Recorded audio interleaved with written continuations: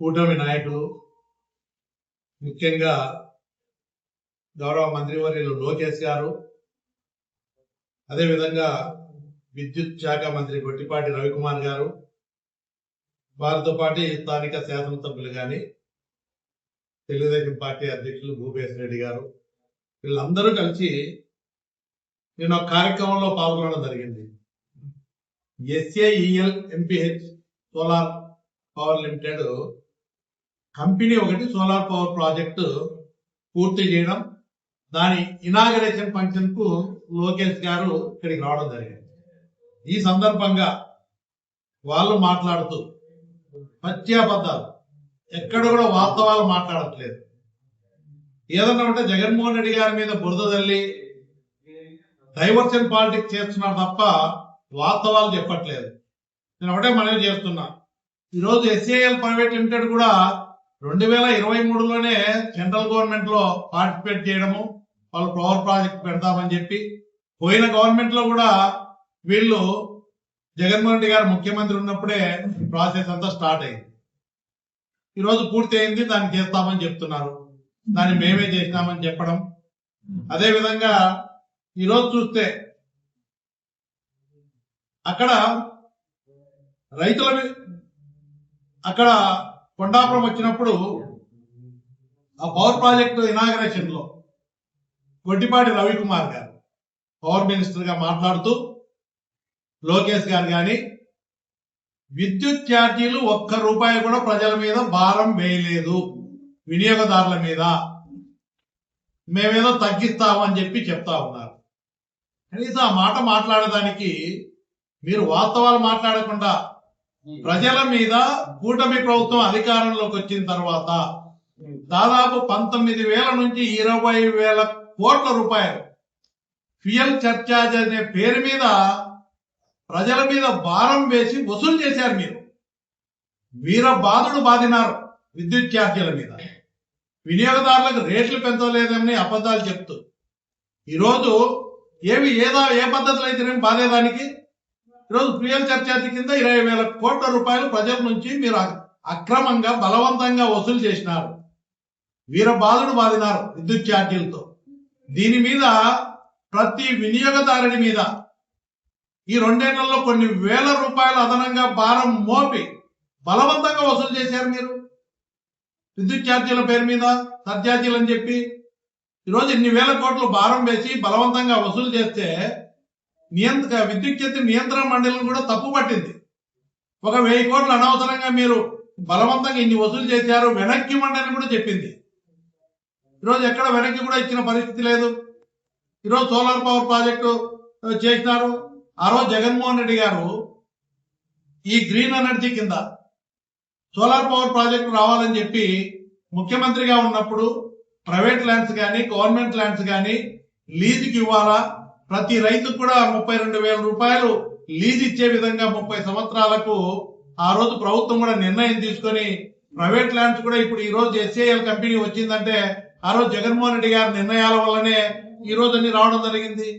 జగన్మోహన్ రెడ్డి గారు ముఖ్యమంత్రి ఉన్నప్పుడే ఈ కంపెనీ రావడం జరిగింది. ప్రాసెస్ లో కంపెనీ స్టార్ట్ అయింది, తర్వాత ఇప్పుడు పూర్తి చేయడం జరిగింది. ఈరోజు ఇంకొకటి, ఈరోజు అదాని పవర్ ప్రాజెక్టు చూస్తున్నాం మనం. మీరు చూస్తే అదాని పవర్ ప్రాజెక్ట్ కింద ఈరోజు మనం హైడల్ ప్రాజెక్టు అదానిది వస్తా ఉంది. పంపుడు స్టోరేజ్ కింద కొండాపురం మండలంలో కొన్ని వేల కోట్ల రూపాయలు పెట్టుబడి పెట్టే విధంగా హైడల్ పవర్ ప్రాజెక్టు తీసుకొచ్చింది ఎవరు? అదాని వాళ్ళ ప్రాజెక్ట్ వచ్చింది జగన్మోహన్ రెడ్డి గారు తీసుకొచ్చింది. అదేవిధంగా కర్నూలులో తీసుకొచ్చింది ఎవరు? వేల కోట్ల రూపాయలు పెట్టి బ్రహ్మాండంగా ఉంది అని పవన్ కళ్యాణ్ అందరూ కూడా పొగిడినారు. ఎవరు? జగన్మోహన్ రెడ్డి గారు తీసుకున్న నిర్ణయాల వల్ల.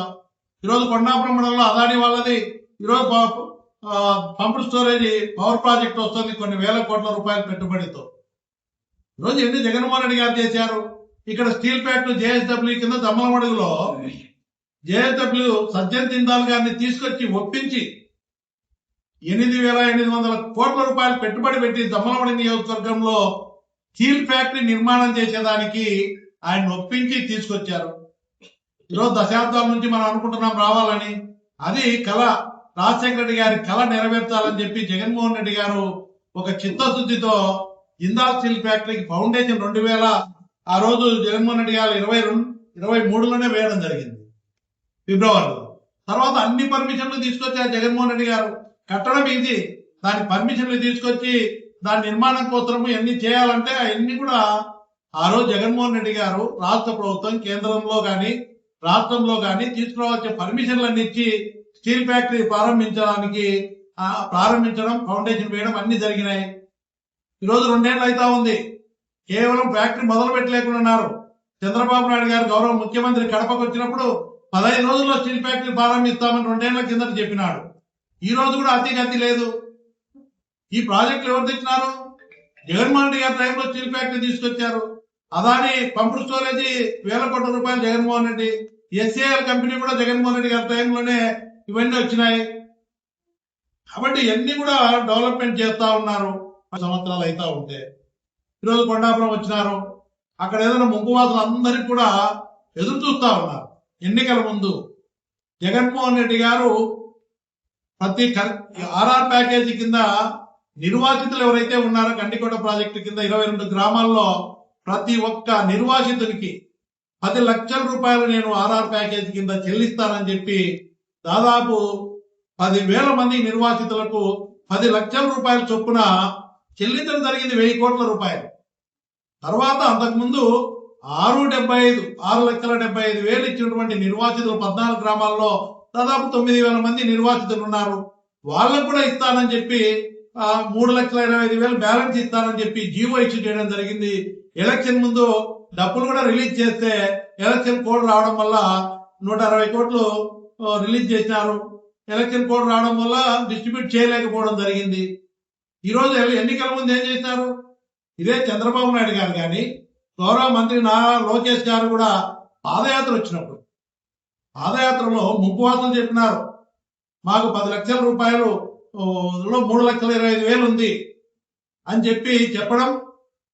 నేనన్నీ కూడా ఆదినారాయణ రెడ్డి గారు కూడా 10 లక్షలు కాదు, మీ అందరికి కూడా ప్రతి ఒక్కొక్కరికి 2 లక్షలు అదనంగా ఇస్తామని చెప్పి ఈ 3,25 కాకుండా ఎన్నికల్లో ప్రచారం చేసినారు, పాంప్లెట్స్ పంచినారు. ఆయన మా బీజేపీ గవర్నమెంట్ లో 45 లక్షల కోట్ల డబ్బు ఉంది, దండిగా ఉంది, మీకు 2 లక్షలు ఇవ్వడం పెద్ద సమస్య కాదు అని చెప్పి ప్రచారం చేసి మైక్ పట్టుకొని ప్రచారం చేశారు భూపేష్ రెడ్డి గారు కానీ ఆదినారాయణ రెడ్డి గారు. దాని అతిగతి లేదు. నేను కౌన్సిల్లో ముంపు వాసులకు చాలా ఇబ్బందుల్లో ఉన్నారు. ఆ రోజు వాళ్ళ భూములకు కూడా 1,00,000 రూపాయలు మాత్రమే మనం డబ్బు ఇచ్చాము. ఈ రోజు భూములు కొనాలంటే 25 లక్షల రూపాయలు పెడితే గానీ భూములు కొనే పరిస్థితి లేదు.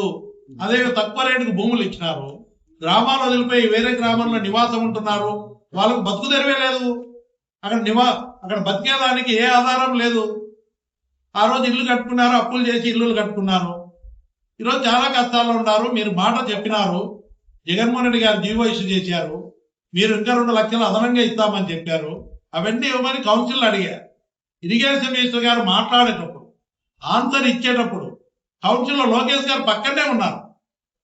నేను లోకేష్ గారు కూడా విజ్ఞప్తి చేసిన ఆ రోజు గౌరవ మంత్రి గారు లోకేష్ గారు కూడా చెప్పిన, ముంపు వాసులు చాలా కష్టాల్లో ఉన్నారు, మీరు ఎన్నికల ముందు హామీ ఇచ్చినారు, మీరు 10 లక్షలు కాదు ప్రతి నిర్వాసితునికి అదనంగా 2 లక్షలు ఇస్తాము, 3,25,000 బ్యాలెన్స్ ఏదైతే ఉందో ఎక్స్గ్రేసియా దాన్ని కూడా 500 కోట్లు చెల్లిస్తాము, మొత్తం 1000 కోట్ల దాకా ఇస్తామని ఎన్నికల్లో ప్రచారం చేసినారని చెప్పి నేను అడిగితే, మీరిచ్చిన జీవో మీరు మాట ఇస్తే మేము ఎందుకు చేయాలా అని చెప్పి చేయమని చెప్పి ఆ కౌన్సిల్లో ఆ రోజు మంత్రి గారు మాట్లాడినారు. ప్రజలు మోసం ఎవరు చేస్తున్నారు? ఆదినారాయణ రెడ్డి మాటలు చెప్తున్నారు. ఆ రోజు మీరే ఎన్నికల ప్రచారంలో చేసినారు ఇస్తామని చెప్పి. మీ కూటమి ఎమ్మెల్యే అభ్యర్థి కానీ భూపేష్ రెడ్డి గారు కానీ మీరు కానీ అందరికీ మాట చెప్పినారు. ఎన్నికలు అయిపోతారో ఆ ఊసేలేదు, వాళ్ళని పట్టించుకోవడం లేదు, ఓట్లు అయిపోయిన తర్వాత. ఈరోజు నిన్న ఆదినారాయణ రెడ్డి నేను గట్టిగా మాట్లాడతా, రాజీనామా చేస్తా అని చెప్తాను స్టేజ్ మీద అన్నాడు. ఏం చెప్పినాడు? కారులో మాట్లాడినాడని చెప్పినారు లోకేష్. ఆదినారాయణ రెడ్డి భూపేష్ ఇద్దరు కారులో చెప్పినారు అని చెప్పినాడు. స్టేజ్ మీద నా కారులో విషయం చెప్పినారు. చేస్తామని కూడా కనీసం ఇబ్బందుల్లో ఉన్నటువంటి వాళ్ళు ఎంతో ఆశతో ఎదురు చూస్తా ఉన్నారు. లోకేష్ గారు వస్తే తప్పకుండా గండికోట నిర్వాసితులకు న్యాయం జరుగుతుంది, వాళ్ళకు రావాల్సిన డబ్బులు ఇస్తారని చెప్పి ఇవ్వకపోయినా కనీసం ఇస్తామని చెప్పి గట్టిగా హామీ ఇస్తారని చెప్పి లోకేష్ గారు చెప్తారు, ఆదినారాయణ రెడ్డి భూపేష్ గట్టిగా అడుగుతారన్నారు అనుకున్నాం. కానీ ఇది నోరు రావట్లే. ఏదో కారులో చెప్పినారంట. కారులో చెప్పుకుంటే ఏమొస్తుంది, మీ ఇద్దరు మాట్లాడుకుంటే కారులో ఏం చెప్పినారు, బహిరంగంగా కౌన్సిల్లోనే ఏమని చెప్పినారు లోకేష్ గారు, కారులో అదే చెప్పినారు. మళ్ళీ మభ్యపెట్టే మాటలు చెప్తున్నారు.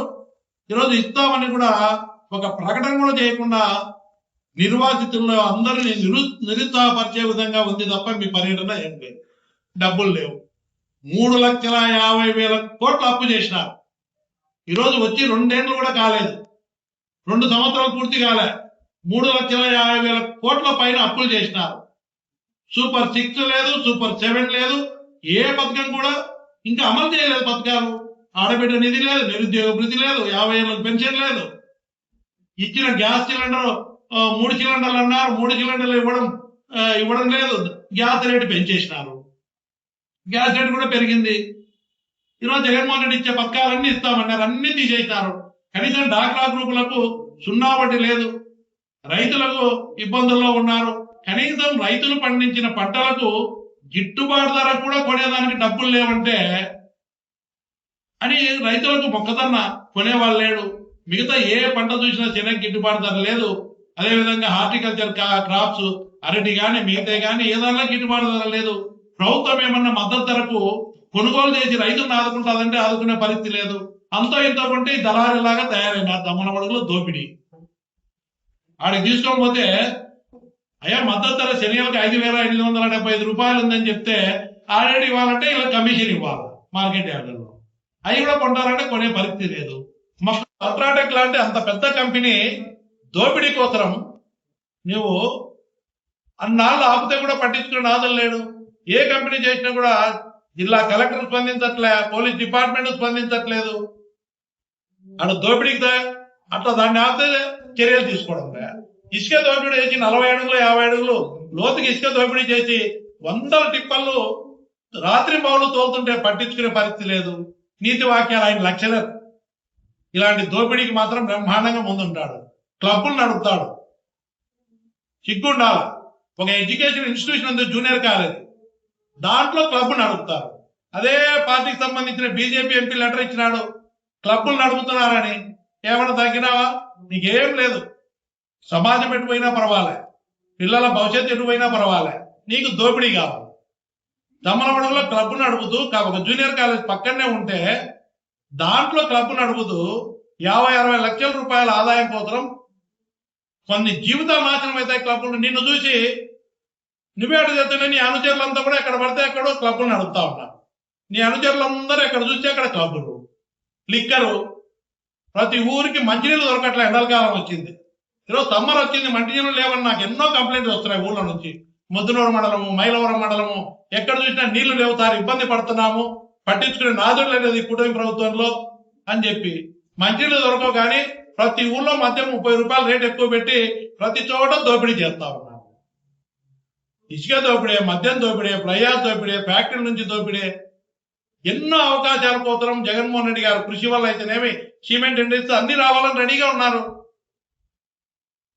ఈరోజు అదాని పంపుడు స్టోరేజ్